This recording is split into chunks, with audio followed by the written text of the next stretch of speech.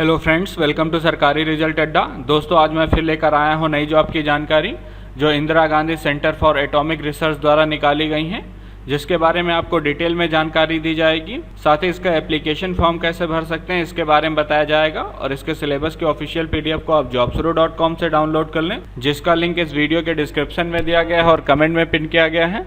तो चलिए शुरू करते हैं। सबसे पहले बात करते हैं पोस्ट नेम की। इसमें दो तरह की वैकेंसी हैं, एक तो डायरेक्ट रिक्रूटमेंट है, दूसरा स्टाइपेंडी ट्रेनी की है। सबसे पहले बात करेंगे डायरेक्ट रिक्रूटमेंट की, तो इसमें साइंटिफिक ऑफिसर की वैकेंसी है, टेक्निकल ऑफिसर की वैकेंसी है, टेक्नीशियन की वैकेंसी है, क्रेन ऑपरेटर तथा स्टेनोग्राफर ग्रेड 3 की वैकेंसी है और अपर डिवीजन क्लर्क की वैकेंसी है। ड्राइवर की वैकेंसी है, सिक्योरिटी गार्ड की वैकेंसी है। इसके अलावा वर्क असिस्टेंट तथा कैंटीन अटेंडेंट की वैकेंसी है।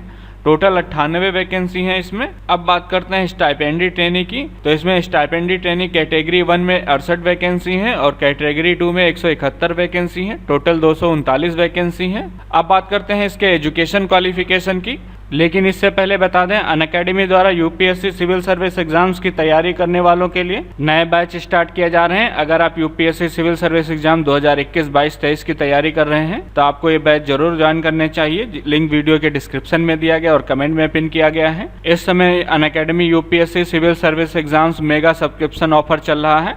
इसमें अगर आप 2021 का प्लान लेते हैं 1 साल का, तो ये प्लान अगले 7 महीने के लिए बढ़ा दिया जाएगा। जुलाई 2022 तक के लिए एक्सटेंड कर दिया जाएगा। ये ऑफर जो है लिमिटेड समय के लिए है। उसके लिए आपको SR अड्डा कूपन कोड यूज करना होगा। जो लोग प्लान लेना चाहते हैं, लिंक वीडियो के डिस्क्रिप्शन में दिया गया है और कमेंट में पिन किया गया है। सबसे पहले बात करते हैं साइंटिफिक ऑफिसर ई की। इसके लिए आपको PhD होना चाहिए मेटलर्जिकल इंजीनियरिंग में या फिर मटेरियल इंजीनियरिंग में। उसके साथ साथ बीटेक होना चाहिए, मेटलर्जी या फिर MSc पास होना चाहिए। फिजिक्स, केमिस्ट्री और मटेरियल साइंस में कम से कम 60% नंबर होने चाहिए ग्रेजुएशन में आपके। वहीं पर technical officer E group A के लिए आपको बैचलर ऑफ इंजीनियरिंग या फिर बैचलर ऑफ टेक्नोलॉजी पास होना चाहिए कम से कम 60% अंकों के साथ केमिकल इंजीनियरिंग में। और अगर साइंटिफिक ऑफिसर डी की बात करें तो इसके लिए PhD होना चाहिए फिजिक्स में या फिर इलेक्ट्रॉनिक्स में। उसके साथ साथ बैचलर ऑफ साइंस यानी कि BSc पास होना चाहिए फिजिक्स में या फिर MSc पास होना चाहिए फिजिक्स में या फिर बीटेक पास होना चाहिए या एमटेक पास होना चाहिए इलेक्ट्रॉनिक्स में कम से कम 60% नंबर के साथ। डिटेल में जानने के लिए आप इस PDF को डाउनलोड कर लें, जिसका लिंक इस वीडियो के डिस्क्रिप्शन में दिया गया है। इसके साथ साथ अगर